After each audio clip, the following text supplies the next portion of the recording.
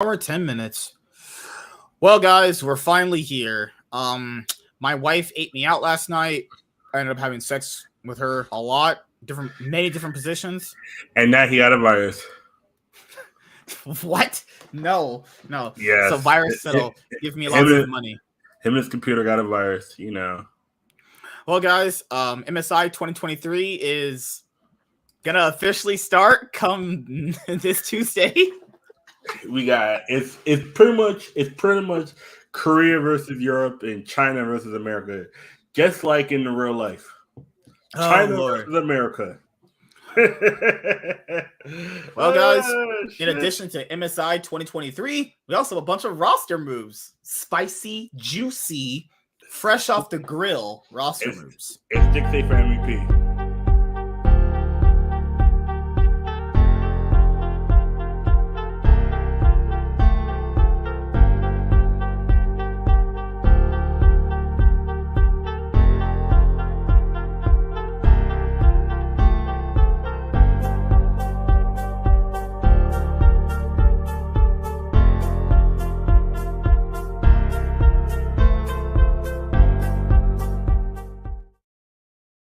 What is going on, everybody? This is the Cloud9 podcast, season 7, episode 22.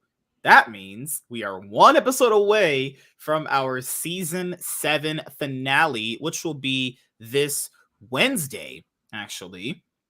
And as you guys know, MSI 2023 is underway, and we have hot off the grill, juicy, cooked to order roster moves. You know, teams who did not make MSI are definitely going to be making some roster moves because they want to make a huge push to grab that world spot for the 2023 League of Legends World Championship. And you know what happened today, guys, for these wildcard matches, since I knew Golden Guardians would end up winning pretty much every match they played, I ended up watching their match today against PSG Talon. I didn't really watch the other matches. I just got bored and tired. It's like I'm just kind of sick of watching these teams for the most part, you know? It's like, there's a lot to explain, but for the easy, like, digestible thing is I don't expect NA to play bad against these teams. I just really don't, because I know they're better. And it's been very evident case throughout many MSIs and many worlds. Doesn't mean they will always win. Well, I mean, tell it to the record, man. It's pretty dominant. If you go out and look at all the records that have happened, these teams are just bad. They're just dog shit. But are they undefeated? Are they undefeated? Had there been any blemishes? Very few times. Very few. That's mean. I mean, they're dominant, but these teams are just bad. Like it's just for the most part, I don't really think these teams are ever going to get better as wildcard teams. I just don't think though.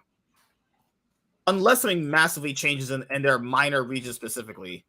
Oh, you know what I did for Azel's name, dude? I spelled it Azel. A-Z-E-L.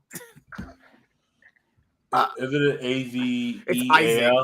Yeah. It's oh my lord. Isaac. My brain is fucking fried. Yeah, it's Isaac Azel.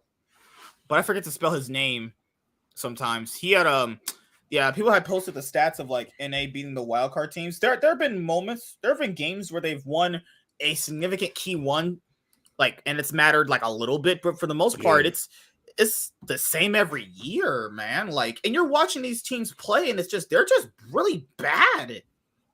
Like they're out. Like today in the Golden Guardian series, I didn't even finish it. I got to the end of game 2. I finished all the games except for the third one. Was there ever a chance you're watching that and you're going, Golden Guardians could lose this? You know? That's what you're supposed to expect, but I don't shit on the other teams. Like, I mean, what it's supposed to do if you're doing analysts? You can't be like, that team's good. That team's really bad. I mean, okay. I mean, you see it from a certain perspective where it's like, I don't know.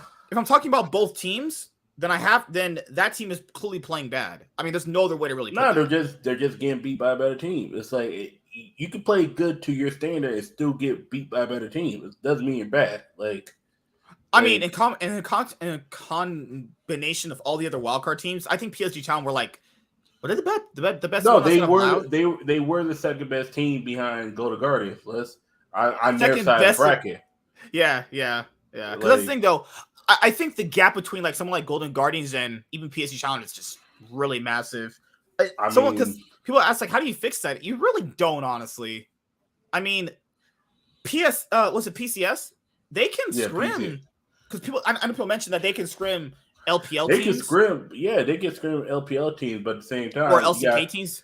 But don't forget, you got players from the LPL, LCK, PCS, VCS that come over to America. That's mean we do take some of the talent over. That's mean just think about this. The minor region, most of the best players come over to America.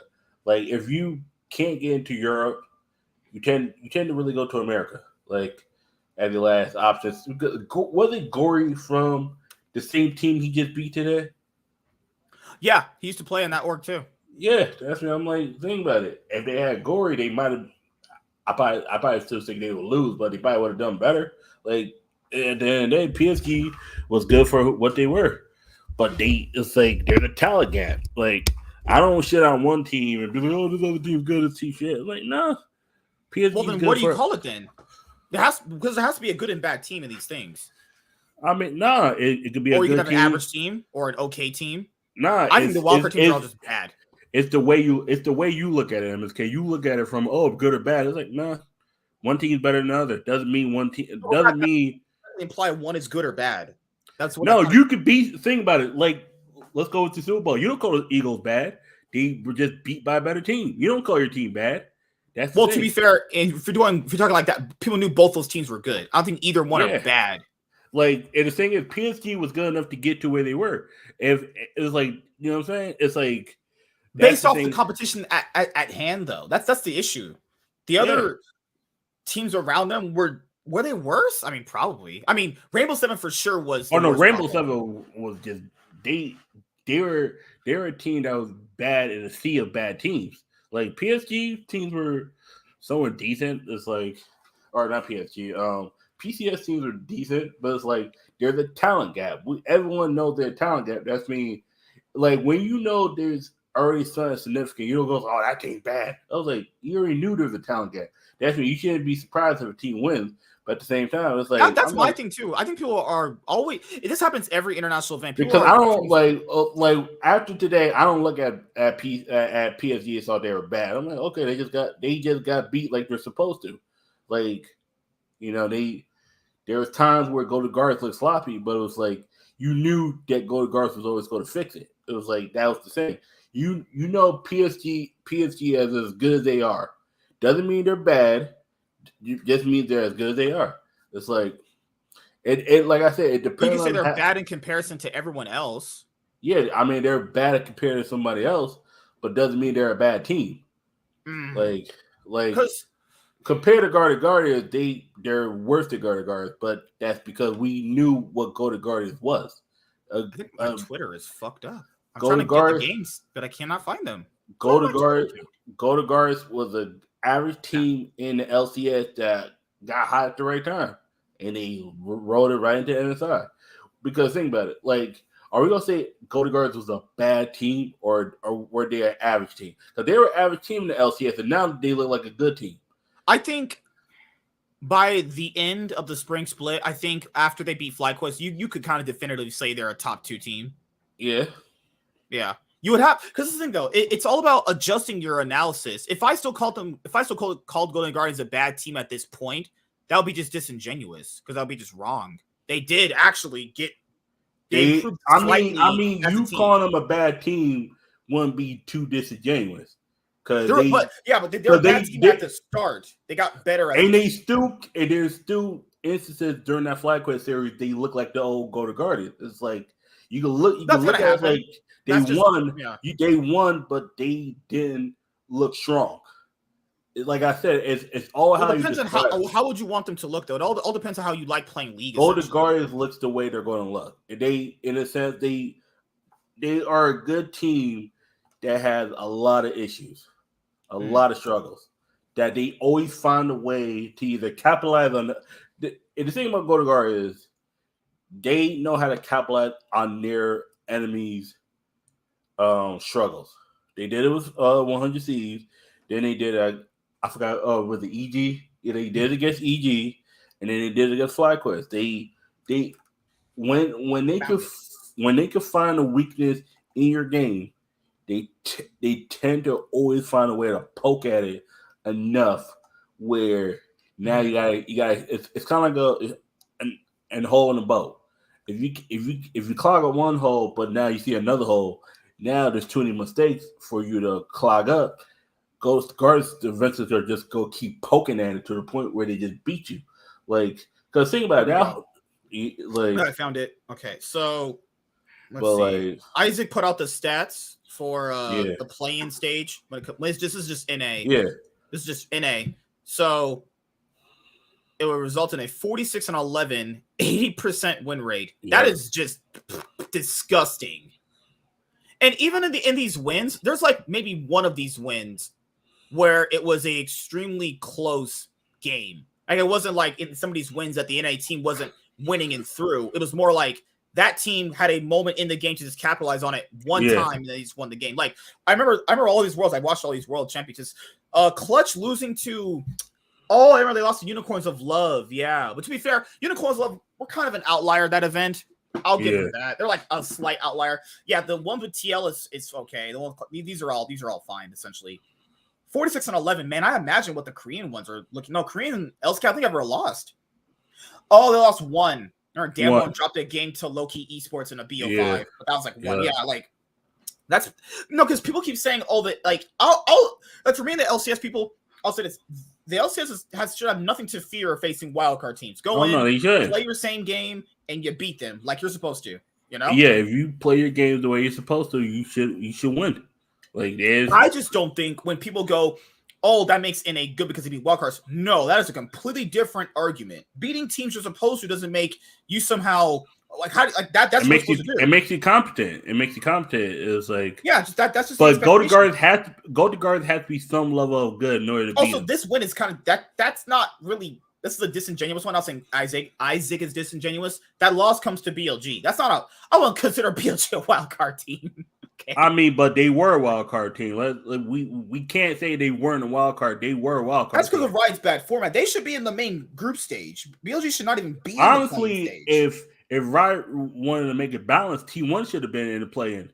Because think about it, they didn't they didn't win their conference. Who did GG lose to? Oh, is he counting just the two losses to BLG? He's counting all the games in general. He's because think about it. He's counting all the wins in general. That's okay.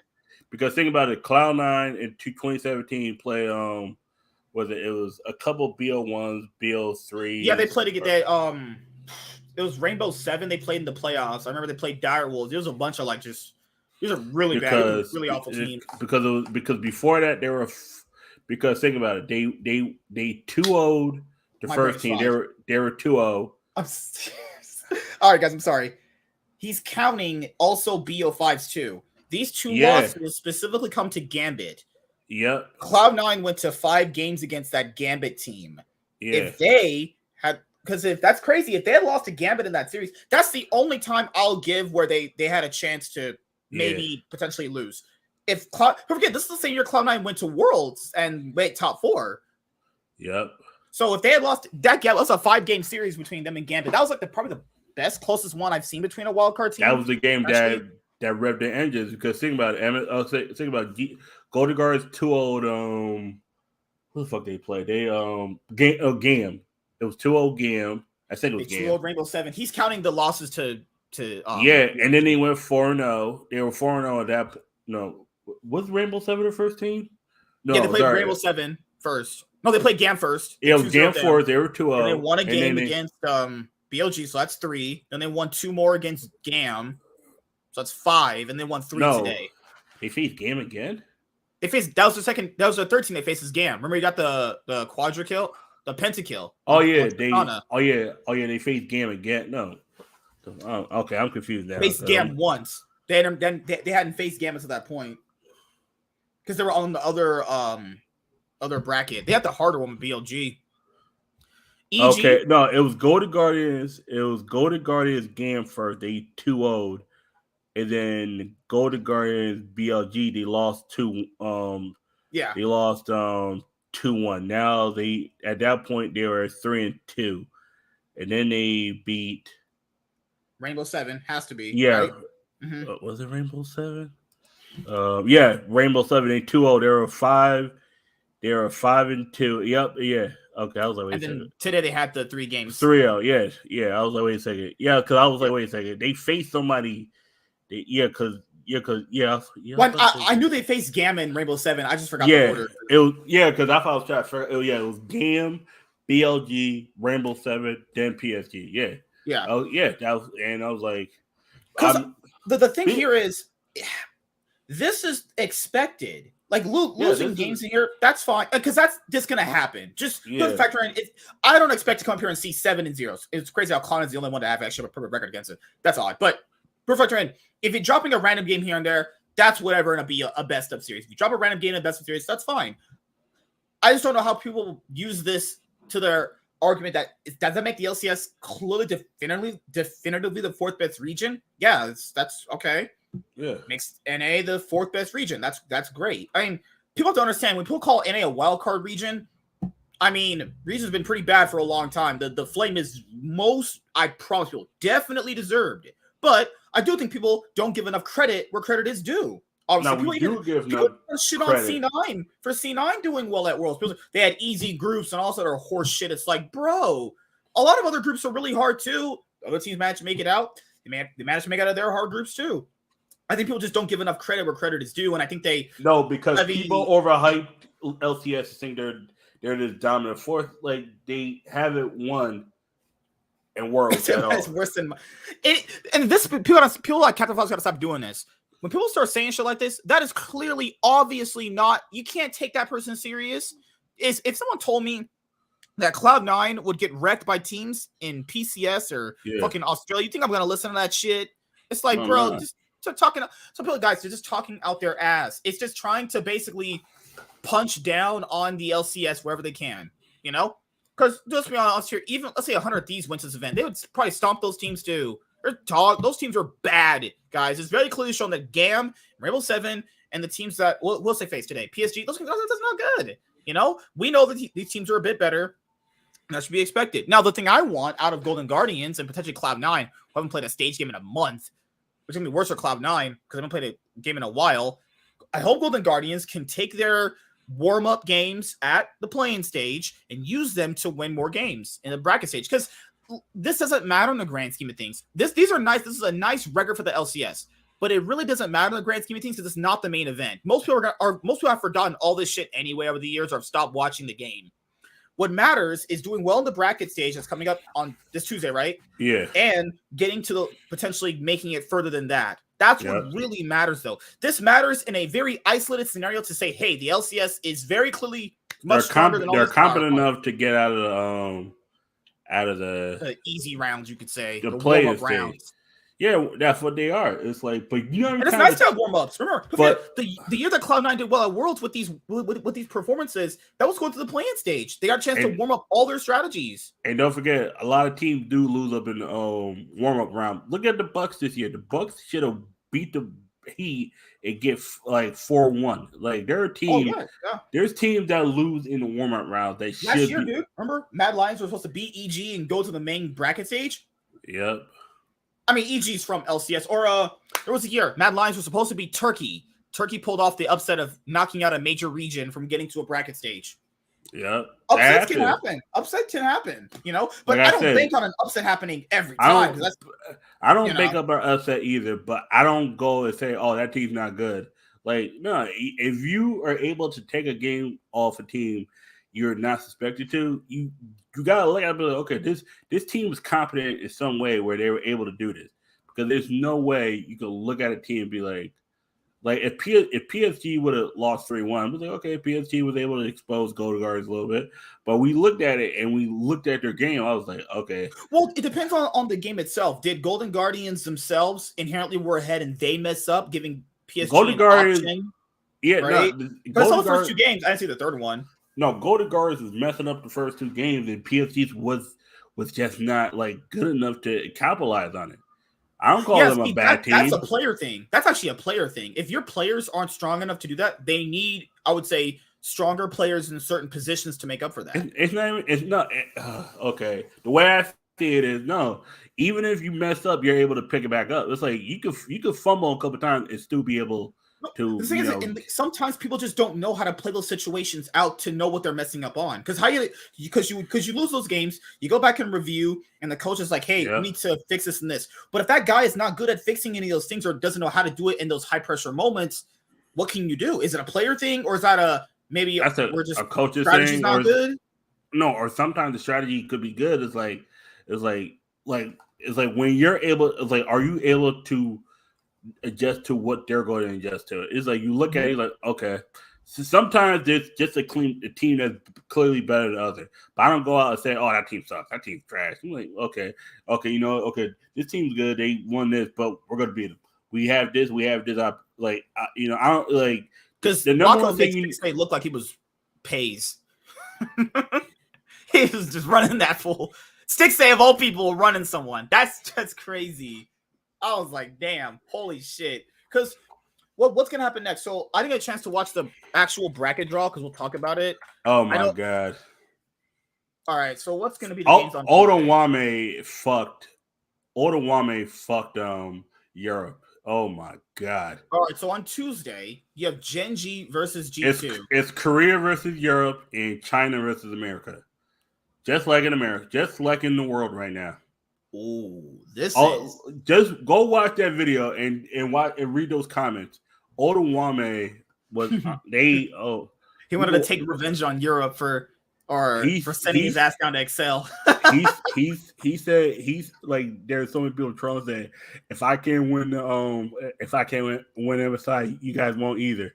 That's what the joke was. All right, so if I'm doing God. Okay, so for the teams that didn't go through the playing stage, keep this in mind, guys. It has been, I shit you not, almost a month since these guys have played a first game on stage. So there is an added benefit through going to the playing stage, getting to warm up your strategies against slightly weaker teams to see how you draft, how you play out map situations. But that is clearly different to playing out map situations versus, T1 versus someone like Gen.G. That's totally different. You can get away with shit like that against wildcard teams because if they're not able to play out those situations when they come to them, they're going to be just like whatever.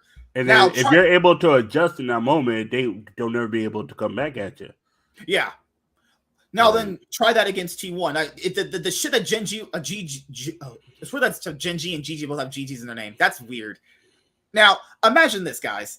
What is G2's biggest strength, and how's that going to work against Gen.G? Gen.G are really insanely good at side laning, capitalizing on doing that, capitalizing on having Peanut team up with Doran to get a topside advantage. Peanut's very smart about the map. He can easily get ahead. The problem here that G2 faced in this matchup is, can Broken Blade get a favorable matchup against Doran? Because if Doran isn't getting beaten, he's perfectly fine in playing out multiple map situations.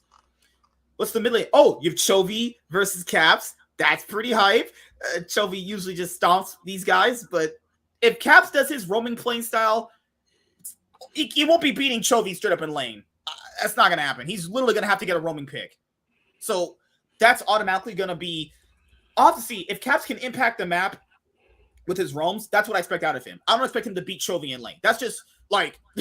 man, Chovy would have to have food poisoning for that. Who else is next? What's his name? Peanut versus Yike. Ooh. When you look at it, both are pretty similar. I think G2 more allows Yike to have more carry junglers. The problem here is if Yike isn't inherently that far ahead, Peanut will just capitalize on him not being ahead. Then you have the bot lane, Pays and Delight versus Hansama, Mickey X. That's the bot lane's gonna have to be where G2 plays through. Has to be. I just don't see a world Broken Blade breaks open the game against Doran. I don't see a world where Caps gets this overwhelmingly big advantage against Chovy. I don't see a world where Yike outpass Peanut. I just see their biggest strength coming through their bot lane. This is a best of 5. So people are going to probably mention, oh, well, didn't G2 beat Gen.G back in 2020? Guys, it's a completely different roster for Gen.G. Second of all, that G2 roster is also different because that was a G2 super team, actually, at that time. The only remaining guy out of this is just Caps. between this. This is literally not the same in any context at all.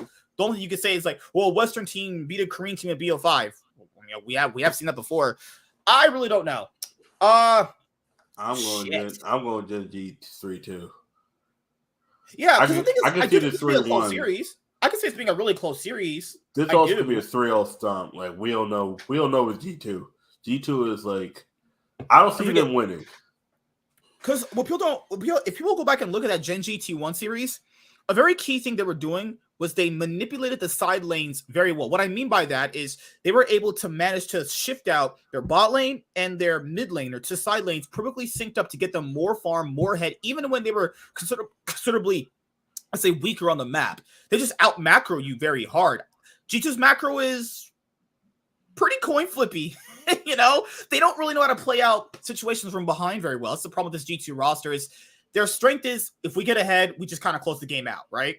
But if we don't get ahead, it's kind of rough. I would say Gen G win 3-1. I do think G2 can win a game at least, but problem here is just don't see it happening, honestly. All right, Gen G wins Tuesday. If G2 do upset, that's good. That's great. But, you know, anything is possible. All right, Mad Lions versus T1. Oh, thank the heavens. All right, I've seen Faker play international events for a long time, and you know, T1 in these stages usually always do pretty well. I think Faker is one of the most dominant players ever to play throughout these international events against these earlier rounds, right? All right, so Mad Lions win the LEC. People are going to be like, well, they won LEC. Well, yeah, they did. I mean... Yep, that's... T1, at one point, were considered the best team in the world. That was actually a thing. They literally picked troll shit to win half the time. Now... the thing here is, what would be Mad Lions' strength to win? Like, Zeus is a better version of Chasey in every way. T1 just trolling. That's the only way. T1 has to beat themselves. Owner versus LU. Like, the players on T1 are just like Mad Lions players. They're just all the better versions of them. They're more refined. They know how to lane better. The champion pools are, let's say, bigger. They're just smarter on the map. Because the thing is, even let's say if Mad Lions are winning some of the early games, right? Mad Lions do this thing where they're winning and then they just greed for something bad. They just take a step they're not supposed to. People think T1 won't capitalize on that. Let's say if Mad are in a winning position in some of these games. Let's say the games start out game 1. Mad are just like wrecking their shit early game. If Mad over-aggress in a certain moment, T1 will capitalize on that. Then T1 is going to win the game. You know, these Korean teams are very good at capitalizing on mistakes. Who does Mad Lions play through? Niski versus Faker? You think they're going to give them Gragas mid? That's not happening. No way to give them Gragas mid. Gragas mid's their best thing. Or Karzion Jinx, or Karzion Ezreal, or Karzion Zeri. How fast do you think T1's going to win these games, man? 25 minutes at most. I'm predicting they get 2 Rift Heralds in under 20 minutes. There's gonna be one game T1 beats them without even getting Baron. They beat them before Baron even comes up. This reminds me of this. Damn, motherfucker! I got my Toretto outside. You got brought up Connor coming back to drop off Roman Pierce. I wish maybe drop off better jokes from Mattel and shit. Oh my god! So I think this series is gonna play out a way where Mad Lions are doing better than people expect, but they won't know what to really do in certain moments because the shit that they were doing at LEC, unless T1 is just not prepared for that playstyle, that's just not going to work against them. KT Roaster tried that. That still didn't net them a win against them. You know? Yeah. Who else did they face in the playoffs besides Gen G twice? No, Gen G played the same playstyle they played pretty much all year. They've not really tried anything else. I do give G2 a win here because I do think they will be able to outmatch maybe Gen G's playstyle with their because G2 are a little bit more faster paced. I'll say that. Because there can be times where Chovy has to ramp up into the game. Chovy has to kind of get ahead to do that. I could see G2 getting an early game draft and running over Gen G. I don't see Mad Lions getting an early game draft and running over T1. I just don't see that. If it happens, hey, I'll eat my own shit. But you know. I don't see it happening. Yeah, Yeah, that's it. I think T1 is just gonna clean 3-0. I don't see a world where they win. Honestly, I don't see a world they even get a game. Pretty much, unless they literally get all their comfort champions. Unless Mad Lions get all their comfort champions, and that's only gonna happen once, because they're not gonna give it to them again, right? Because BDS gave Niski Gragas 3 times. Remember, guys, BDS gave Niski Gragas 3 times. That's gonna happen with Faker. Fair's gonna be like, no, just ban that shit. Or because T1 could just take it from them and play it even better. So, who you got winning the series besides T1? All 4 series. Oh, sorry. What do you have winning out of this one? Oh, T1. I said T1 3-0 at both 3-1. There's gonna be a game where T1 beats them and never and it's not even 20 minutes. They beat them. I swear, if T1 beat them game 1, this series is finished. If they beat them hard enough, like I think they're gonna beat them, oh my god, man. They might walk off the stage crying. To me, it's that game 2. If T1 demoralizes Mad game 2, don't even come back for game 3. It's just Like, because people always underestimate T1 have always, like, outside of other LCK teams, T1 have always did very well. It's actually very rare. Like, there's not really been an international event where they did pretty bad outside of like the finals. Other matches they do pretty well. Like, I would say the best way of throwing them off is trying what Gen G did, but then I'd expect Mad Lions to play the way Gen G did. Do people actually think fucking Chasey is gonna play like Doran in that series? Like, no, it's not gonna happen. Come on. I mean, it could. Very possible. They're both Korean. They have that Korean buff. All right, so that's Tuesday, Wednesday, Thursday. Got my boys Cloud9 facing off against BLG. Holy shit! I want to say they're gonna win this. I want to. I really do. But I don't know. I just can't see a world where they play their first best of 5 in an actual month, and is able to actually take down BLG. They got 5 games. That's 5. This is a tricky one. I could see Cloud9 winning it. I do. I can see Cloud9 too. BLG is the weakest out of 4 Asian teams here. They are the weakest.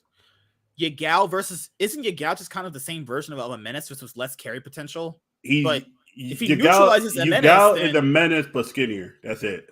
Yeah, like Yagao is worse at carries, but if he plays a supportive mid, he's just gonna be just a neutralizer, which is fine, because Elk and On versus Berserker and Sven. Oh god, Berserker can definitely match. What's his name? Elk? Elk, right? Yeah. On versus Sven. To me, it's Blabber versus Zun. Yeah, Jun's just a better version of him. He's the same player, except he's just better at being aggressive. That's gonna be the matchup. How do they work? How do they farm jungle? Do they add pressure support and Fudge versus Bin? Oh, I'm not the biggest fan of Fudge, but man, Ben, I don't know. I don't like the way Ben looks, man. I want Fudge to just smack. Because the thing, even if they direct all their resources to Ben and try to take him down, if they know that's a strategy Cloud9's doing, they're just going to just give him tanks. Orin, Sion. That's it. They'll just be on Orin, Sion duty the whole time. Now, if you focus the tanks and gank him repeatedly, that's not going to get you shit. If the rest of the side of the map is losing. I think this one might actually go to 5 games. But I will say BLG win it 3-2. I think Cloud9 will bring it to 5 games. I just don't think they'll win it. There's no way. I just don't think so. I'll probably go Cloud9. You're on 3-2 or 3-1? Or if they 3-0, I'll fall out of my chair and eat my shit. No, it's Cloud9 3-2. Oh, if Cloud9 3-0, that would look pretty good. What a way to start the tournament if Cloud9 started off 3-0. If Cloud9 3-0 BLG, we need to start looking to match fixing because this is bullshit. Ain't what? But I'll tell you guys this: if Elk and Yon get ahead, if they don't mess up like they did with Golden Guardians, they're gonna run. They will actually fist you hard as fuck. Their fists will be in your butthole, turning around, grabbing shit out you ate like 3 weeks ago. You see the biggest thing BLG have to be careful of. You gotta the person. Who they have to ban first. They have to ban Fudge's. Whoever their main pick. Yeah, Fudge is not someone. If he will play different shit, he's not gonna play like just he'll play your standard shit. But he won't just play that. He's got other picks he can play. The problem is Ben can play them too. So it all depends off, is BLG gonna draft to Ben? I don't think so. I think they're fine with just leaving him on an island playing Kennen, playing Scion, playing who else did he play? The black fucker, Ssumday? Ssumday, yeah. Yeah. Because I know he can survive on an island by himself, and even if he's behind, he knows how to play a situation from behind.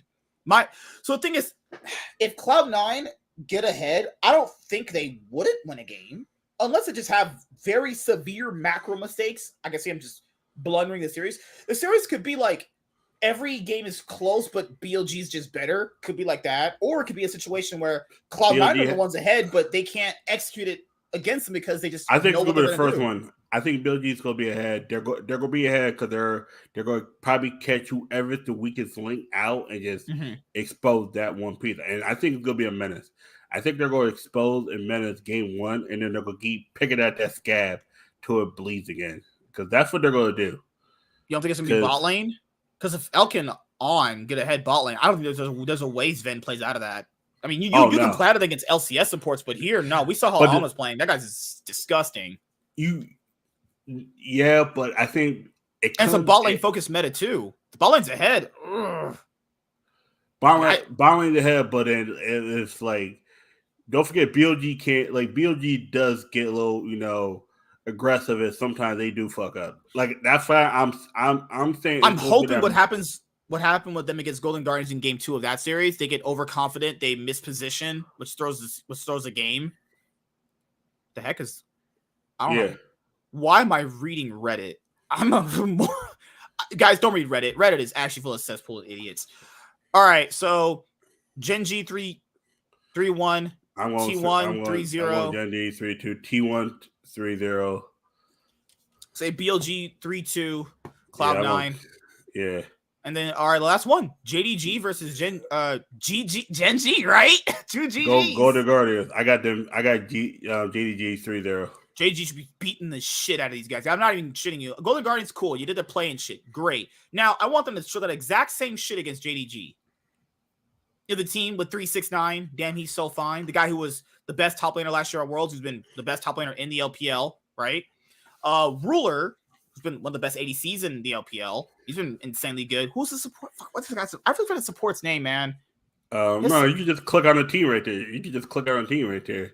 It should show you. No. Oh, never mind. I keep forgetting who the fuck is that guy support. Jesus Christ. You could just click on the not the teams, but look on the region. JDG current team. Oh, what the? I was gonna say no. You just click schedule. It's missing. Oh my god, my brain is fucking fried. Your brain's missing. Brain is not working today. Holy shit. MSK. Just press next time. Just press standings. You don't even have to go to a new hotel. Just press standings and then just go. Because like right now, it just auto shows MSI stuff. It just auto does it. That's when you're good. Knight versus Gory. Oh god. Ugh. No, that's a gap, but that's not too big of a gap. The gap I'm worried about is Ruler versus Ruler and Missing versus ugh. Yeah. Oh god. If they do that, it's just bad enough. That's the bot lane I'm afraid of, because if Golden Guardian is doing what they did against BLG, against JDG, they're not getting to 22 minutes. Yeah. The thing here is, if Ruler and Missing are in an advantageous advantage against Golden Guardians the same way BLG were, but Elk's positioning messed them up. I don't think that's happened. Ruler will just actually destroy you if you give him that big of a lead. Remember, guys, Elk was like 4-0 at like 9 minutes. And then also you got 369 versus Licorice. Yeah. It's like, Licorice, I'll say, has been playing pretty good. I mean, 369 is a little bit more different of a beast than Ben. Just saying. I mean, if he can play, that's the one strength they have, is if Licorice, there's a way he can get ahead against him, that's great. The only other way I see them winning is if Gory and River just put them over the edge. That's been their winning strategy. Gory and River get ahead, and they just kind of just run the team. That's it. But people need to factor in. If the NA teams lose, they would go like down here, I think, right? I think they go to Sunday. They go to Sunday. Yeah, so basically, if G2 and Mad Lions lose, they go to Saturday's losers bracket, and then if the NA teams lose, they go to Sunday's loser bracket. LCS finals at an international event, guys. Keep in mind, an LCS finals could actually happen at an international event. What a fiesta that would be! And don't forget, there could also be think about this. There's a world where all the finals, except for the all the finals could happen again. Think about it. Golden Guards could once again go against Cloud9. BLG could once again go against JDG. T1 could avenge themselves against Gen G and Mad Lions to really show who's the best between them and the G2. There is a world where we can have rematches of the finals, or in the Europe's case, the winter finals all over again. Why doesn't that guy keep smoking weed, man? Your lungs are just garbage. No, it's not me. There's a guy outside. Just keep talking. Oh, no. Now you're on my side. This motherfucker, all he does is smoke weed. And then he keeps coughing like just loud as shit. Like, God, it's like...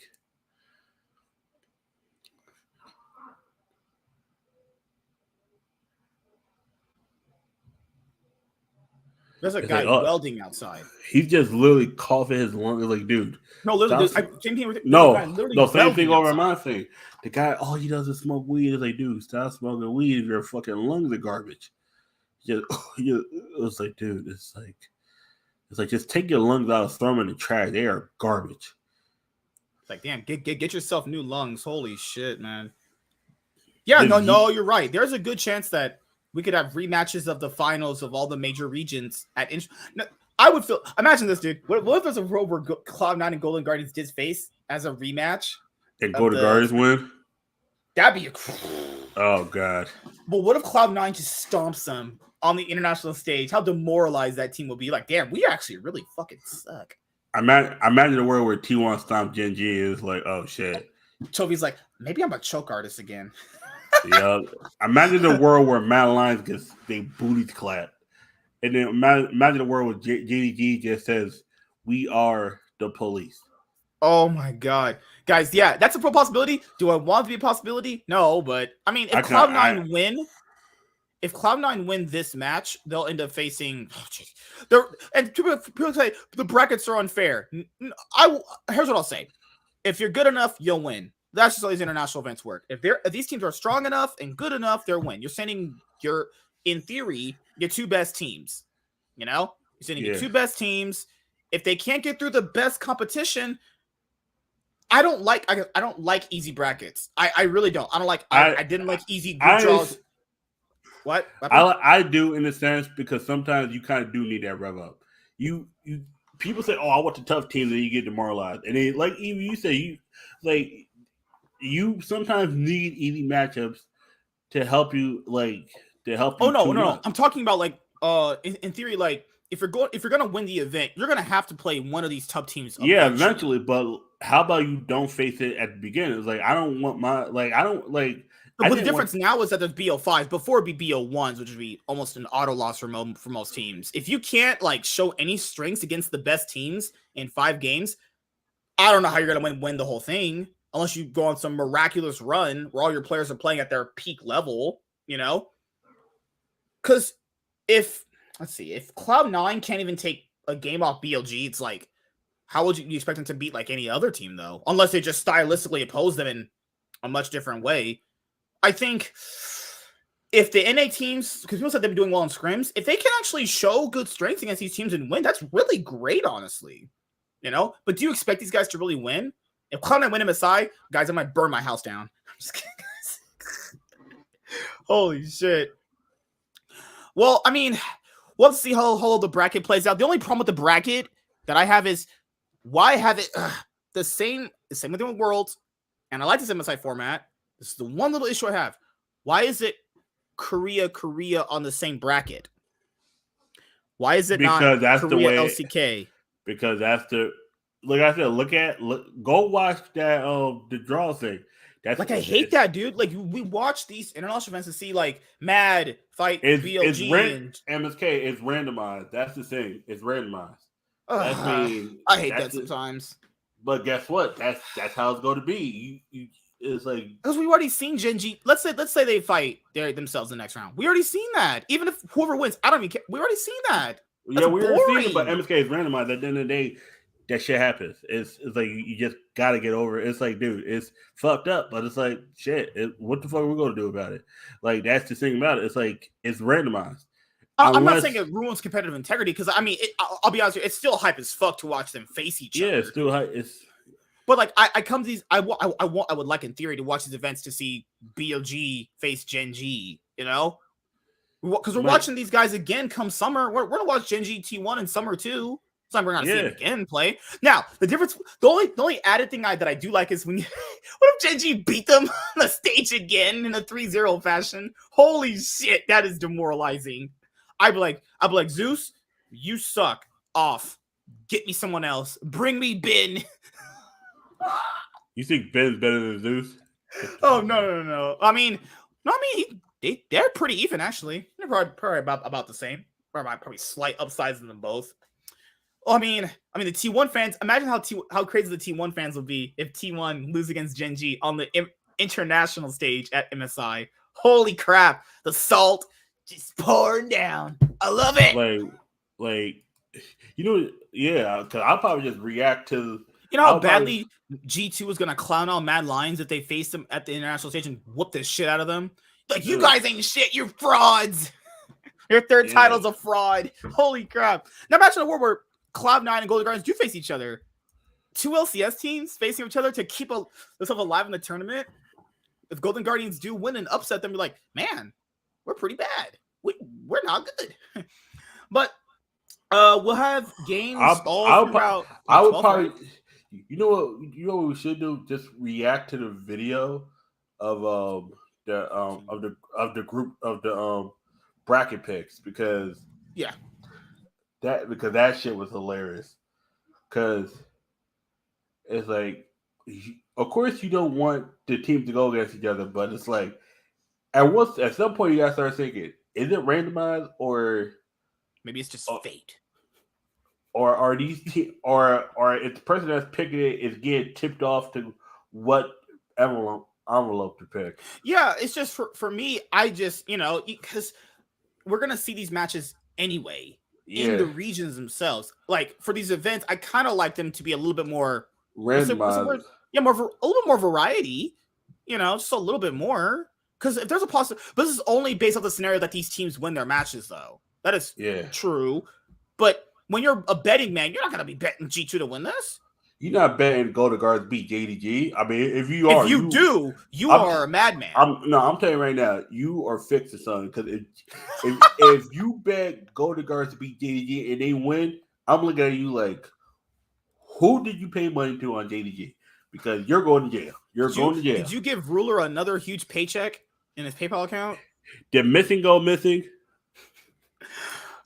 All right, now we're going to be going over some roster moves, guys, because we have a spicy, juicy, hot off the grill season happening right now. Courteous of your boy, Alejandro Gomez. He has been reporting on some good news. We had another one going today. Oh, we have two big ones. These are very big, too. Even ones that I haven't got a chance to even talk about with you guys. So last that we checked off, we were talking about, the last one we went off was Fnatic having Reckless leave to go to Koi to play support with Comp. Wow. Just wow. I love how this year turned out. I love it. All right, so let's start with this one. Okay. So this one's gonna be about NRG. Okay. So let's do NRG FBI. I should make sure to retweet this stuff. Make sure to retweet this up. That way I have it. All right. So this one doesn't come from Alejandro. This one comes from actually LCS Eevee. So FBI was on Golden Guardians. He was on 100 Thieves. He won a title. He's been to Worlds multiple times. At one point was the best ADC in the league, actually. He's made 4 LCS finals, actually. He went to EG. This past split, he looked pretty good. First part of the season, yeah, pretty solid. Yeah, kind of had a little bit of a slump toward that middle half, but he. That was the whole team. That was the whole team in general. Had a slump. That's not like. I mean, he definitely. I don't know what happened with him and Vulcan Synergy. It looked pretty solid initially. Nah, it really never was there. They were just playing bad teams at the beginning. Then they ended up doing so badly because they got sick. They ended up getting 5th place, which automatically puts them at a disadvantage in the losers bracket. They faced first? CLG. That was pretty much just, wipe your hands, just get it done. Crazy. People were like, yeah, Luger's better. Yeah, I love that series where this guy just went and fisted that dude. Crazy. People just want to be contrarian so bad. Accepting fate in reality. It's just crazy. Then they got upset by Golden Guardians, and to be fair, evil geniuses were like, you know what? We lost to Golden Guardians. We're gonna sell our whole team. I love it. Oh my god, such an overreaction. We got 4th, and they're like, nope, throw it in the garbage, throw it in the trash. Yeah, I don't think it was that. I don't think it was just that too. I mean, it's a combination. People said it was money too, because there's no way you throw a team like that away after getting 4th. Nah, but then if we don't know what true behind the scenes were, where it was like, I'm not saying I do, but you have to, because there's no way to really know that stuff. Yeah, you just gotta look at it and be like, okay. Yeah, because a team like that getting 4th, I mean, they were, because I had them in 1st place. I thought they had the best team coming into this. Adam's 3rd. Yeah, Adam's 3rd. Yeah, they should have at least been a top 3 team. They got 4th. They fell slightly below expectations. You know why I don't even say that? Because that whole thing was COVID kind of just derailed them. That was something that they did show control. Big weaknesses in their gameplay, but I don't think they were so big to the point where you couldn't fix any of it.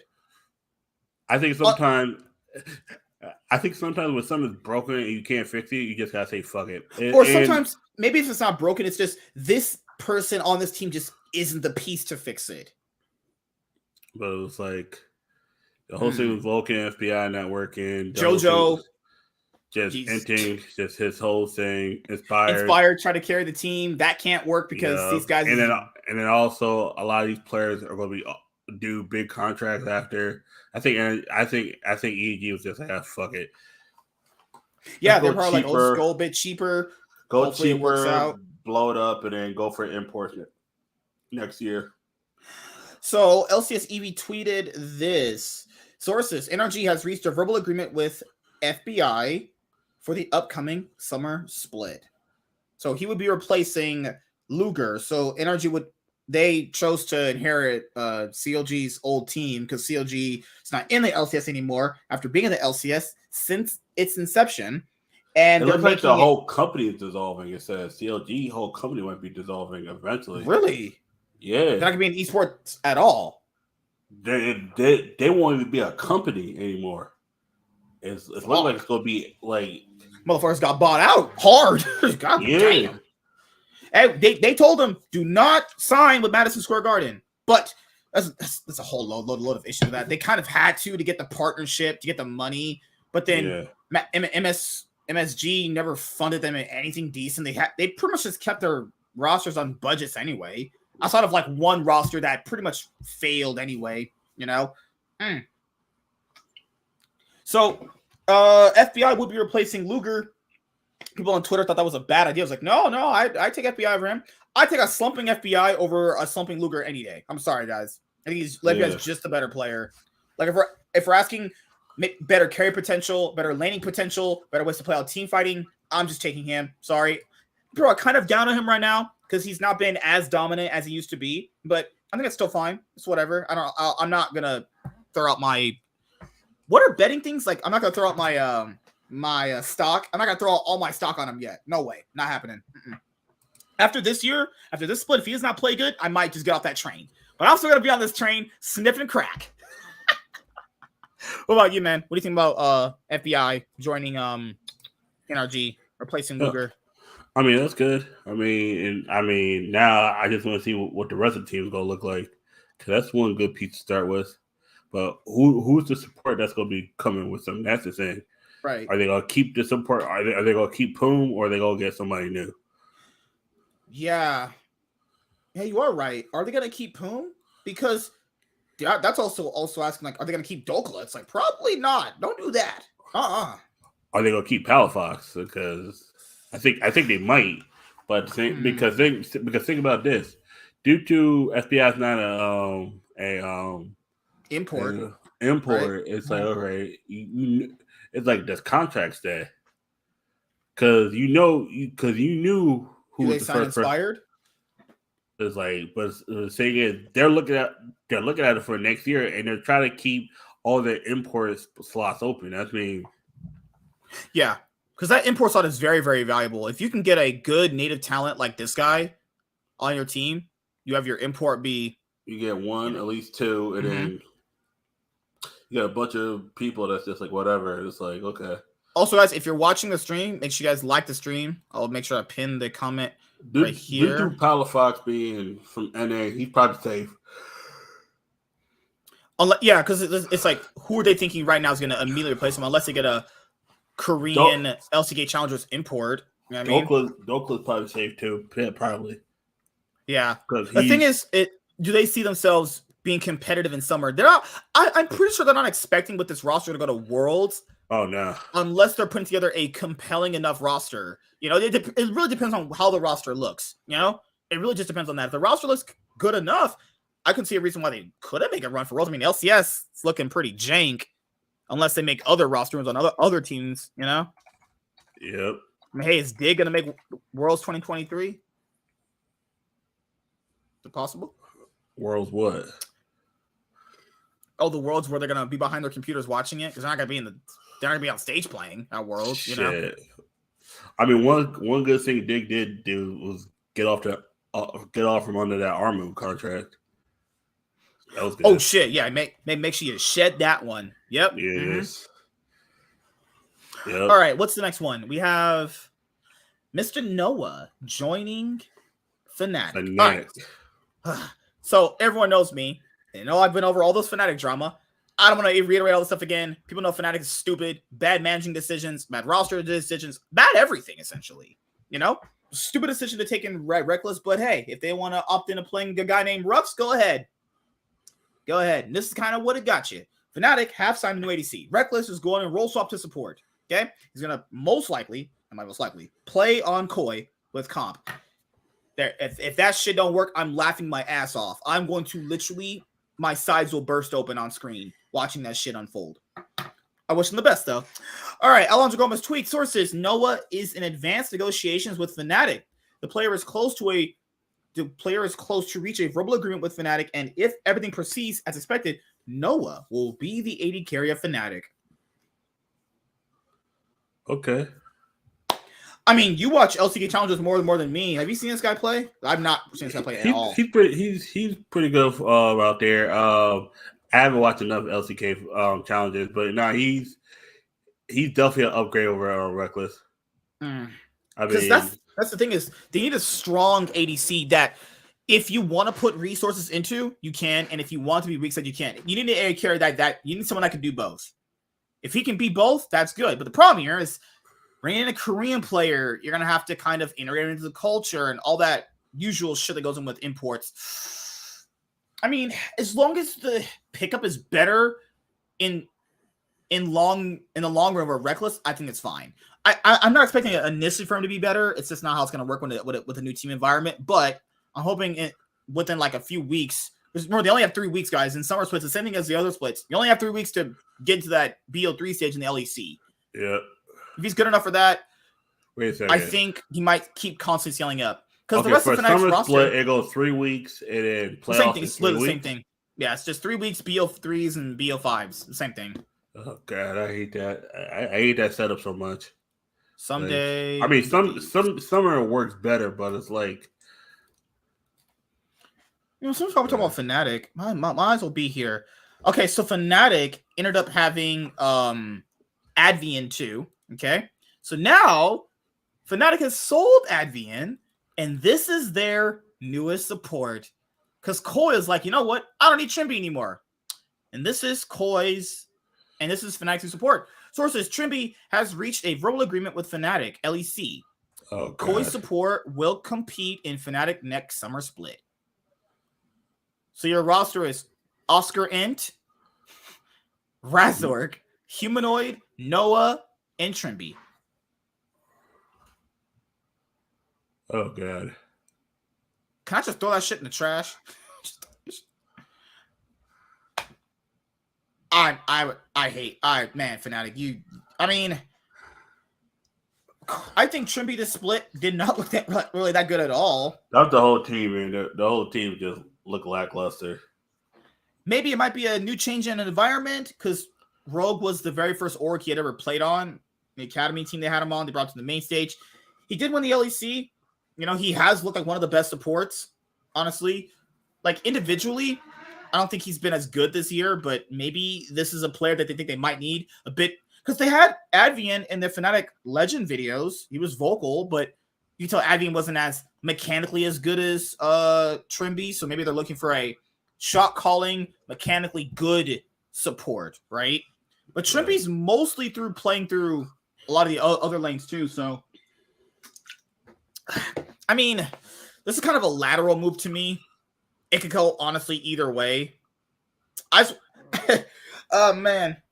I love how Fnatic choose to opt in a Razork and Humanoid who act like they're on a blind speed date. And when I mean blind speed, I mean those two are both blind. They're literally going in opposite directions. Sure.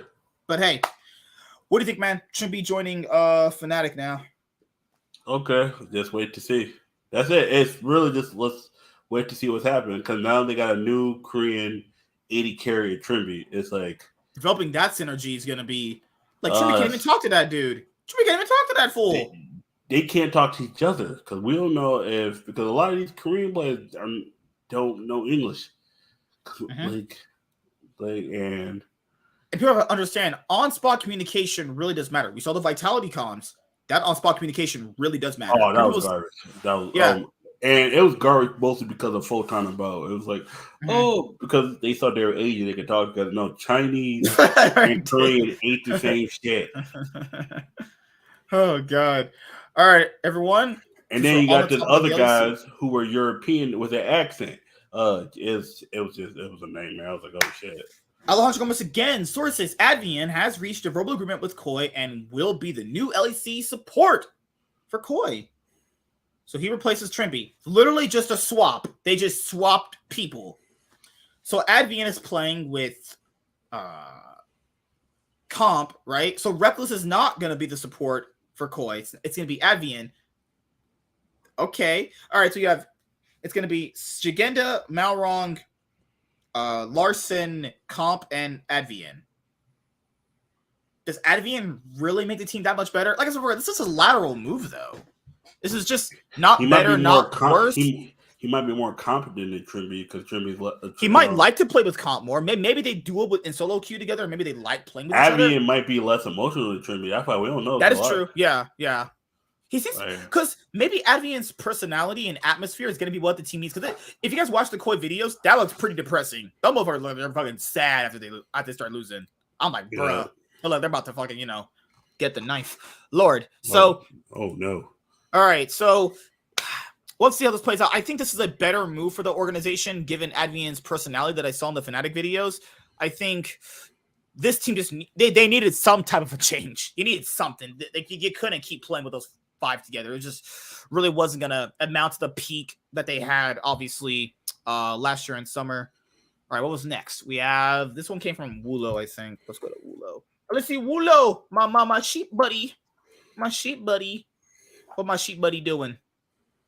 This one is about. He tweeted about Ssumday. Oh, revenge! You don't have a team. Wait. Yeah, yes. I forgot to tell you that. I forgot. Fuck. No, real quick. Let's talk about this real quick because we're going to. Matter of fact, save that and then go and save that for when we talk about EG's moves. Armit will return. That is just funny because he was in Turkey, left to go to Europe to NA, back to Turkey. That is just an L in itself on the same roster that he first left. This is a big one. Ssumday is returning to 100 Thieves and will replace Tenacity in the LCS. An agreement has already been reached. I don't want to go over the entire history of this, but basically, Ssumday's contract would have been a lot of money for that third year. So they chose to offload him to EG to play a rookie. Look at Ssumday now in those baseball jerseys, man. The motherfucker look fly as shit, yeah. We got Ssumday back. Man, I love this jersey. I should have got it when I was back in the day. I should have got this. That looks clean as fuck. But outside of merch, like you guys know me, I said I'm not too surprised because I've been said don't be surprised if it moves. I just think it was gonna be Tenacity for Ssumday. I thought it was gonna be because I just think EG. No, I'm gonna tell you why. Because I didn't see EG blowing up like this. Did you see? No one did. That's why I just. Well, bro, remember what I told you? These teams will talk a big game in the offseason saying we brought these players for yap reasons, but when push comes to shove, when they start losing, they'll change some people out. But the whole team? Don't trust what these guys say. If shit goes bad, according to plan, they throw the whole shit out. I don't trust. Remember, it was bad enough that 100 Thieves thought, hey, we're gonna just grab the same guy back that we already offloaded. It's that bad. No, to be fair, I think it's Doublelift that is asking for this. Let's be honest with you, dude. Doublelift doesn't like playing with him. They got Kane, who used to coach Doublelift on Team Liquid when he had titles, when he won titles on Team Liquid. And imagine he's at some say in what the roster is going to look like because Pearson's gone. So now you just give Doublelift the whole team. Apparently, because he's the GM now. Because the whole thing was rumored because he talked about the millionaire that came over from 100 Thieves. We kind of hinted at Tenacity won't be here much longer. I think the playoff series he had, both of them were. And then I think Doublelift still kind of looks at Tenacity for blowing that last play against Golden Guardian. Given how I've seen him over the years, dude, he is someone where he'll say a flame thing to his teammate, but without really going directly into them. He probably doesn't think Tenacity is good, and the only way to really kind of bring it up and get him off the team is to go to Nation and be like, hey man, I don't think he's ready. We need a better top laner. That's it. He's just, I do like the straightforwardness of it. My thing here is, like you said before, is there potential in him? I think so. I think there is. Don't think that's around Doublelift. Just saying. That's not around Doublelift. Doublelift's not someone that wants to be around that type of like building up a rookie environment. I know he said he was, but that guy's bullshitting. But my thing is, then why is Busio still there? Unless he likes Busio. He has the only other thing I can say to that is unless this isn't Doublelift's thinking, he's moron. Unless he thinks in his head there's no other native better support they can get outside of that guy. Because Vulcan's on FlyQuest. So who else are you getting outside of Vulcan if he's taken? FlyQuest has reached an agreement to support Vulcan. Okay, yep. Yeah. You got Ssumday back. He's probably thinking is that the best option? Is Busio his best option? I wouldn't say so. My thing is, if EG doesn't blow up, does Tenacity get switched out? And who would you switch Tenacity out with if Ssumday was still on EG? Because at one point, the only person that was available was the top laner from that was on Immortals and Armut. And no. I was like, no. On 100 Thieves? Oh, and no. Like, 100 Thieves. 100 Thieves has signed Armut to replace Tenacity. I'm like, all right, burn jersey. Right. I'm selling my shit. I'm like, everybody want a 3X 100 Thieves jersey? I'm selling it at like $50. I'll give you all three for $125. I'm moving that shit. What? Oh God, no! I don't hate our move, but it's like when people. No, I wouldn't. I would say I hate him, but be like, don't tell me you're about to try and win a split playing Armut. Like that's cap. Don't lie to me. Because there's people in Reddit saying, "Oh, Armut's not that bad." I'm like, motherfucker. Have you seen that first game when Jensen looked at him and looked like, why are you so bad? Like, look at that first game. Look at people were going to say probably, oh, we'll just sign Revenge. Guys, Revenge is bad. I don't know what that man did to a lot of these people to put a spell. He's not good. And we'll talk about this a little bit. The fact that this guy has a team is just disgusting. A person like that can run it down for split after split after split after split and still get teams. Unforgiven and Bow. That's me. Unforgiven might. There's a good chance Unforgiven doesn't go to the team we're thinking of. He might go to Fnatic. So yeah, Ssumday back to 100 Thieves. If they put a good team, so be so. Ssumday closer. That was a good topside duo. Oh, that's good. That was good. And their mid laner is Quid. Yep. Depending on how he goes, might be pretty good. And double and Busio. Before this offseason is over, is Busio gonna be there? I think so. I don't think Double's gonna switch him out, but I don't think Double actually likes playing with this guy for a second. I think he's just the best available option at this moment. I think he likes the guy, but I don't think he likes playing with him. He likes hanging around with him, but Busio, Double Up, their personalities are the total opposite. Double Up is loud as shit, and Busio's quiet as a motherfucker. It is so polar opposite. Like, all right, so let's go to Alejandro. I think he had the one for Unforgiven. Let's see. Was he the guy for Unforgiven or someone else? All right, Unforgiven has a team. Unforgiven has reached an agreement with Evil Geniuses and will be the AD carry of the LCS roster. Yep. So their top laner is Revenge, and they have Unforgiven and Jojo Pion. Wait a second. Name that team again? Just the three people. Revenge, Jojo Pion, and Unforgiven. Oh, God. Okay. All right. And they're still looking. You got Vulcan is on flag quest. So they need a jungler and a support. Unless they promote their academy support. I don't know who the fuck that is. No, I don't think so. I don't think they're going to do it. I'm pretty sure it's Smoothie. Is it? I'm pretty sure it's Smoothie. I believe it's Smoothie. I believe it's Smoothie. I haven't seen Smoothie playing. Last time I saw Smoothie play was on COG, and I remember it was turbo sprinting it. Used to be one of the best supports in the league, but it's been many years since that. No. Smoothie support and jungler is Sheeden. Sheeden maybe. Smoothie, nah. Let's see. Evil Geniuses. Let's go. Okay, season 4. Blah blah blah blah blah. Jojo Pion. Oh my goodness, keys. Man, Leaguepedia needs to fix up their shit. I'm saying right now, like the team is the jungler is Sheeden. Yeah.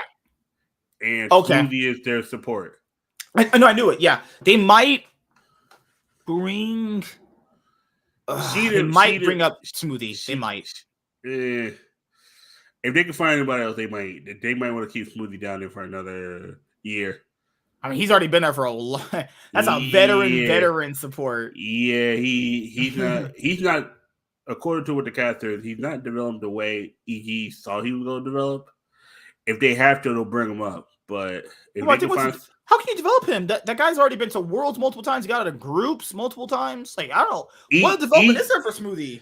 EG's weird with their challenger team. They're weird. That's weird on the casters to bring up. How can you develop a guy that's already had like? It's the synergy. It's the synergy. Synergy. Okay. Yeah, but it's because he's looked good. Yeah, I think he just had bad teams that were not able to showcase his strength. I don't see him as he was a bad player when he was running it, but I think if he can somehow get back to a form he had before, he'd be pretty good. All right, EG challengers, right? Yeah, it's Smoothie. Yeah, they have King and Smoothie, so they're gonna. Yep. I wouldn't bring up Smoothie. I think King and Smoothie work well. I think with the casters, like what Smoothie tries to help everybody else is weird. It's a King and Smoothie. They might bring up Smoothie and Sheeden as a budget move. They might. I'm saying they might. Sheeden more likely than Smoothie. If they can find somebody else, they might go that direction. Who are these academy teams? They might see where Winsom's at with like the whole thing with Winsome and Ayla now because that Vulcan's over in Flight Quest. They might see which one's available. Maybe more Winsome. I guess that's good for their team. Oh. Yeah. Oof. God, these roster moves don't really inspire me. Just saying. I mean, all right. I have to wait till I see it on person because. What's the player we're talking about? Revenge. Oh yeah. Revenge. Yeah, this motherfucker. All right, so Revenge is going to be Evil Genius's top laner. Imagine playing as bad as that dude just did this year and get another team. Just imagine that. This motherfucker got a guardian angel on his side.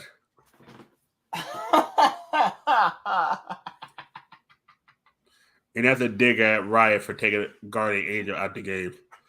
Oh, Riot. Oh, yeah, I hate that too. I was looking for Guardian Angel. So, yeah, get Guardian Angel. Like, okay, it's not here. What do you mean it's not here? I was surprised too. I didn't know until you told me. I was like, it's not here. Like, I knew they removed some items, but I didn't think they removed Guardian Angel. I was like, oh, but Guardian Angel was cracked. Like, their third AD, it was just cracked. Like, Guardian Angel on Renekton just means, oh, okay, Renekton's not dead. Pentakill. Next. Just go next. I was hoping EG would either go for Revenge or Tenacity. That sounds like a massive downgrade compared to Impact. Oh, sorry, Ssumday or whatever. And Impact too. Shit. Did you know people were going like, well, somebody's had an off split. Even if that's true, I'd rather take that over what Revenge did. At least Ssumday, even he had the odd game here and there. This way he carried. I don't think there's a game I saw that dude carry at all. Was there a game he carried? Because I must have been blind. There was games Revenge did where he cost. He cared for you mean he cared for the enemy team, right? Revenge almost cost him the game versus Dig. Oh my, that 40 was it, and then that 45-minute fucking game against where they were up the whole time, and then they just started throwing, and Dig was just incompetent enough to win. I was like, wait a second. Immortals was up for 25 minutes, and then they just decided to start throwing. I'm like, what? Yo, they're gonna keep Tenacity boot camping in Korea? Yeah, yeah. I mean, I wish the guy luck. That's the rumor I've heard that knowing this, I think EG will be. Yep, like I said. Okay, not Armal. Oh, you're right. Yeah. Okay, Armal. Guys. Yes, Armal's their jungler. So they have 4 players. Yeah, Armal. That's Greg. Whichever of Winston or Ayla fly the other one in the academy. Yep, that's me. I think it's gonna be Ayla. I think Ayla goes to EG. Motherfucking Greg gets to be on a team again. I mean, he used to be pretty bad. He's improved a lot. Nah, that Accursio, that's false. Closer is probably the least person. There's this guy says I think their floor is 8th and their ceiling is 4th. So the same shit. No. First of all, no team with Revenge is getting 4th place. The LCS must be, I repeat, complete horse shit. If Revenge gets to be on a 4th place. Imagine if EG gets to Worlds with Revenge. Man, Zeus is just fisting that motherfucker. Just at that point, imagine it's Cloud9, go to Guardians, and EG. I'm Ssumday inspired JoJo, FBI, and Vulcan to this. Yep, that's my reaction. Clown Fiesta. Some guys not like this Revenge. Soldiers. Any news? EG really doesn't want to win. Yeah. Closer and Ssumday always had negative synergy. What games are you watching? What? I'm not reading. Oh no, I'm not reading that. I'm sorry. Man. There's too much crack these people smoke these days. They initially wanted to grab them as a package deal in the offseason. They let Closer explore options because the initial idea was we get Double F, Spica, and Bjergsen. And then Spica said no because he and now I think I know why Spica didn't want to go there. He didn't want to play around Bjergsen. Because he made the better choice, I'll say. Because Bjergsen looked let's give it a buck. Bjergsen looked like he was done about a year ago. It just, this man isn't even going to retire to stream or do content. He's done with this scene in general. That's a big thing. Yeah, man ain't making YouTube videos. Man ain't doing nothing. I mean, to be fair, yes, I think man's literally. I'm about to say filthy rich. I'm about to say, dude wasn't even doing like live streams anyway like that. Because the last live stream I saw him on, besides that wasn't like Riot connected or esports connected, was when he paired on the Cutie Cinderellas to get some cookies. There, Cutie was. Hey, if Cutie wasn't in a relationship, she would have fucked Bjergsen in San Diego. She would have. Let's keep it a buck. If Cutie was not with Ludwig, she would have probably gave Bjergsen the GOT 3000. Hell yeah, but she would have sucked the nigga. So I agree. Bringing a player who has only been playing at the top tier for 2 years and has not entered a split inside top 5 is not sure this is a look. Guys, he's one of the main reasons why the org always is not good. There's a reason why they got rid of him. If they really thought there was something here with this guy, they'd have kept him. Because why would you give over your best player to your rivals? That would just be stupid. For a damn near nothing. Yeah. That's what I told people. If he was actually so valuable to this org that they really had to keep him, well, they're a bottom feeder org. So EG had a world-class top laner who's won a split, been to worlds, multiple finals. To get a nigga named Revenge that ain't gonna do no revenge. Revenge has never, ever, I swear to God, Revenge has never been a even 6th place top laner in the league ever. He's never been on a team that's been top. Have you ever been on a team that's been top 4? He's always finished 9th to 10th. Oh, Jesus. Wait, 4 splits in a row. 4 splits in a row. And his highest place is 9th. 5 times the charm now, apparently, with people. EG's about to tank. Trust the process. Trust the process of EG. I'm telling you right now. Revenge is actually really good. You hear from basically everyone he was just on IMT. Yeah. Sure. Because we just didn't watch an entire split. That guy ran it down again, right? Damn near thrown games. And IMT was 3 games away from being 1-17. If Dig was not dog water, IMT's 1-17. You know that, right? Revenge is so bad. That's how bad. Oh, hell no. That's pronoun. I'm a pronoun weirdo. What happened? I'm not going to win no pronoun weirdo. God. I'm good. I saw the flag and a pronoun weirdo thinking Revenge is good. MSK, go back. Go figure. Go back. For me, it was the flag alone that kind of just threw me off. Both flags. I saw that second flag. I was like, oh, God. It's one of them. This I agree with. Yeah, Jojo Pion can easily be a top 4 mid laner. He needs to figure out why they're making him the leader of the team. Plays. Yeah, they're making him the. But don't forget, man, when he was in his rookie year, when he did very well, guys, who was he around? Impact, Inspired, Vulcan. Some pretty good players to be around when you're a rookie. Very successful Western players. And of course, Danny, but Danny was there for the ride. He was there, right? You know, yeah. He was riding a Cole too. Woo! No, that was Travis Gafford. No, he was watching them ride. Oh my God! Slap Ayla on this. I'm good. You people are fucking stupid. Slap Ayla. Oh God, just Winsome. Why is that even a debate? Winsome or Ayla? No, let's just Winsome. There's no Ayla in most likely. You saw how FlyQuest was with Winsome. You saw him was when they were with Ayla. Like, and then this guy is like, you know what? Yeah, Ayla. No, it's literally Winsome is the most likely candidate. Winsome, you win more. With Ayla, you win less. It's a joke that keeps on giving. Like,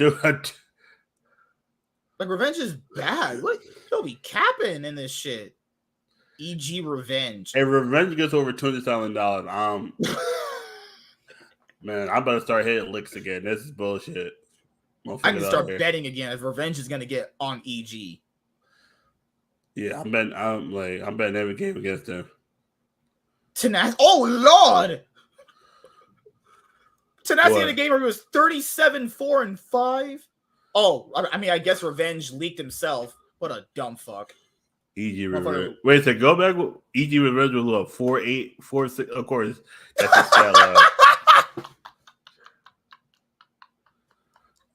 Out of least sin. Wait a second. What?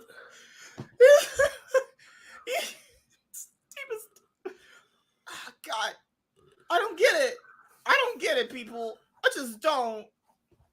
Wait a second. He was playing jungler then? He was playing his main role. Leaked his basically outed himself. And still also one of the most broken top laners that existed, which is Gragas. Oh, God. Yeah, he won the game. Sure. Yeah. I'm pretty sure he wasn't the main reason why they're winning. Just saying. Just going to go out on a limb here and say that. You know? But what do I know, right? All right. So that's pretty much going to wrap it up for this episode today, guys. MSI 2023 is going to be continuing Tuesday. You know, banger matches coming up. I do hope the West. I like Mad Lions. I like G2 a lot too. But when you're being realistic with these matches, you got to be fair, you know? But hey, they upset. Hey, we'll talk about it. I try to be fair and positive. I'll be like, oh, these teams suck. I'm like, okay. Like, I'll always make sure I highlight this team has strengths and this team has strengths too, you know? But if those teams do play to their strengths, I could see that getting them a few games, you know. But I would hope it'd be good enough to get you a series win, you know.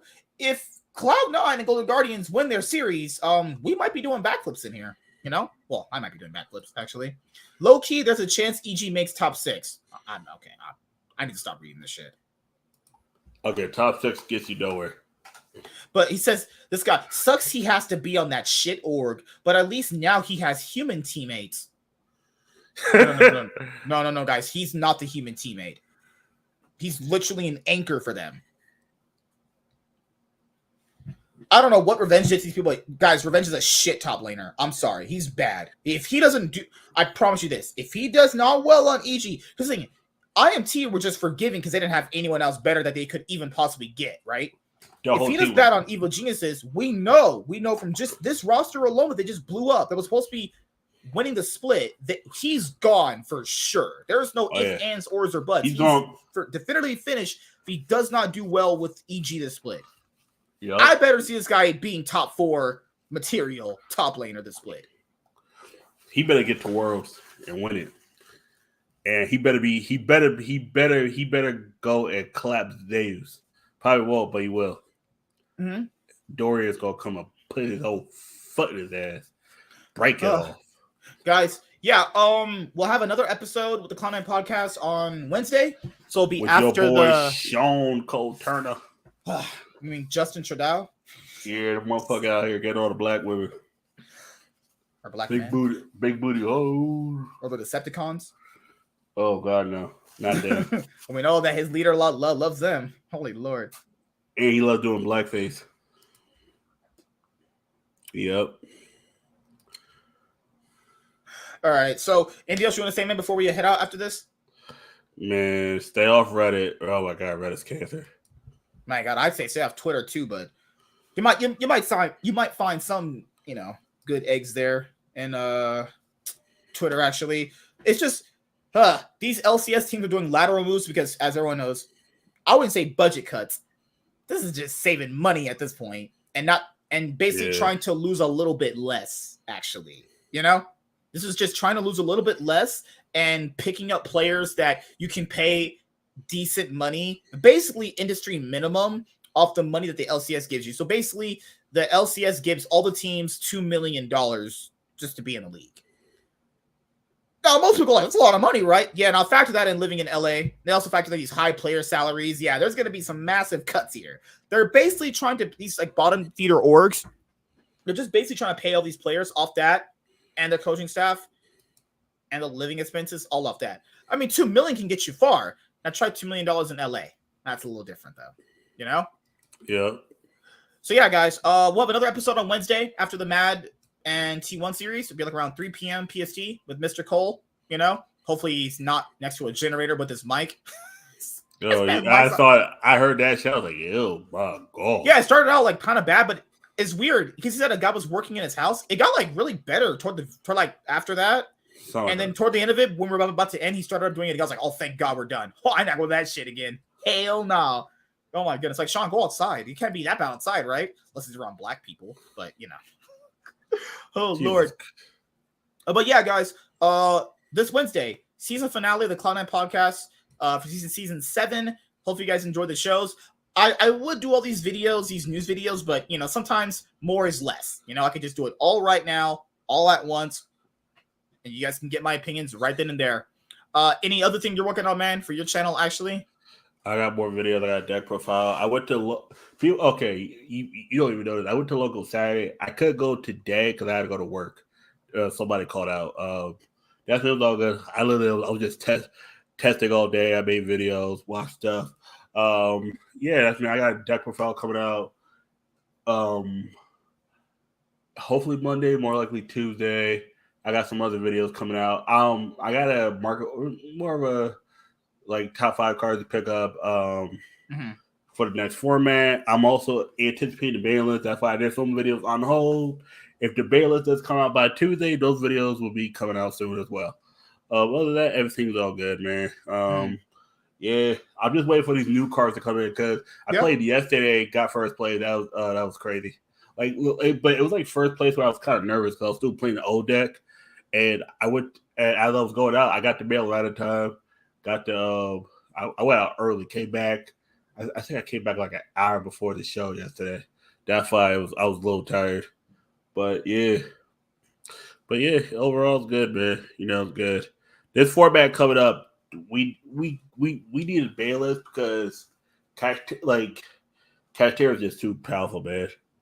And at this point, it's not even number 89 that's the problem. It's Shangri-La. That card it just is anytime a card gets banished face down, lock is known. That's when you can't use no pot cards because all the banished face down. You can't do nothing on your side because Shangri-La just activates. Oh, guys, we'll see you guys Wednesday, actually. Yep. So, yeah, Chaz, he's, got a new gig now, so he won't be here with us on Wednesday. So I got to tell him, hey, man, stop being good-looking in black. Motherfucker, I stay good-looking in black, man. God damn. All right, see you guys Wednesday. Peace.